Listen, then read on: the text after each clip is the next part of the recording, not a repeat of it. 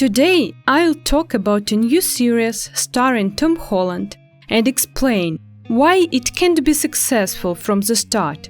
The plot revolves around a young man and a girl involved in a shooting in the middle of the street. They fail to kill anyone, and the guy manages to escape briefly, but gets caught by the police later on.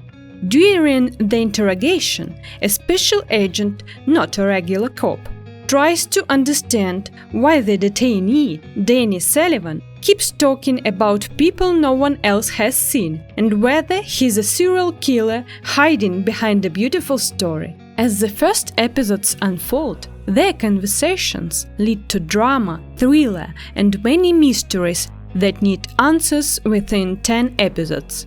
For viewers unfamiliar with the story of Billy Milligan, it will be intriguing to watch because the series follows a simple structure that can't be fully summarized, but is enjoyable to witness. It has elements of detective work and psychological drama, and it's filled with everything, making the story even better.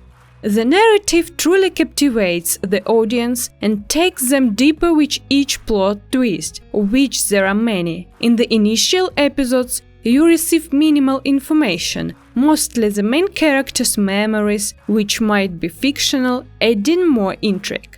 However, some critics found these parts weak, but things change in the 4th and 5th episodes. The screenplay is authored by Akiva Goldsman, who previously brought us A Beautiful Mind, where a similar obvious character was explored, and it became a sensation. Whether this one will achieve the same success remains to be seen, but it does have a significant drawback. Compared to the name of the mathematician John Nash, the names Billy Milligan and Daniel Keyes are more well known. So if you know a bit about them, it might not be worth watching, especially in 2023, as the charm of the mystery fades away.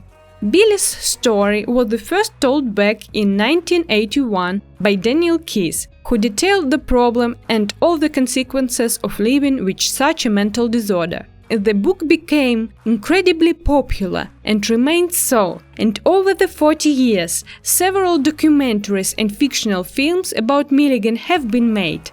Although Milligan himself passed away 10 years ago, his story resurfaced time and again.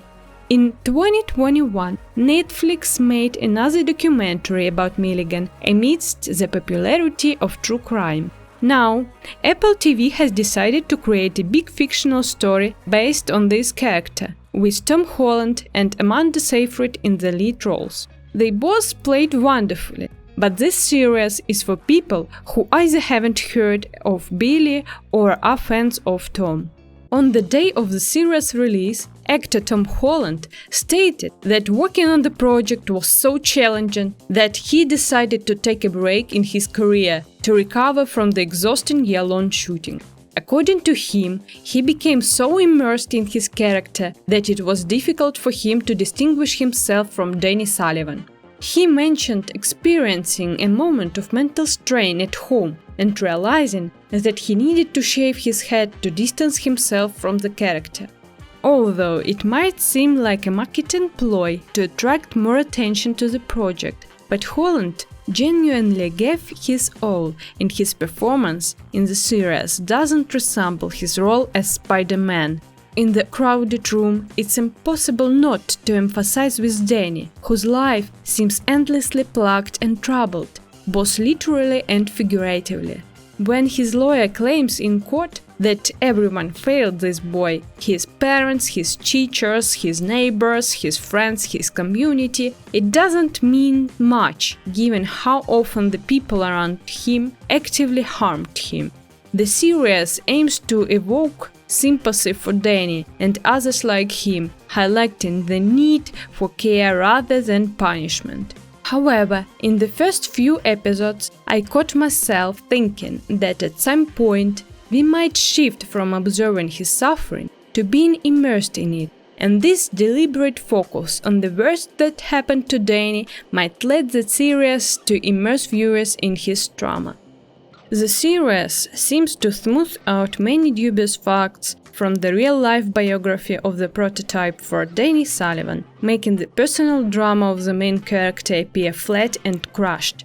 For example, in the show United States of Tara with the charming Toni Collette, the creators didn't hold back in the giving depth to all the inner characters. On the other hand, the showrunners of Overcrowded Room primarily presented it as the first season of an anthology that explores mental disorders in an artistic form. However, if we strip away the criminal component, the story turns into a basic psychological guide that even a random psychologist on YouTube could understand. It starts off harsh and entirely serious, but in the final moments, the serious shifts into full sentimentality. However, it's hard to say what all these intense feelings ultimately amount to. The series focuses on Danny and the unique context of his story, making it difficult to pinpoint a significant message beyond the sense that this particular young man deserves our sympathy. Nevertheless, while watching, it becomes clear that if they showed everything openly and directly without dragging it out for several episodes, even though one can guess the general outcome from the start, then we could have seen a genuinely compelling narrative about strong characters rather than an attempt to surprise viewers with cliffhangers.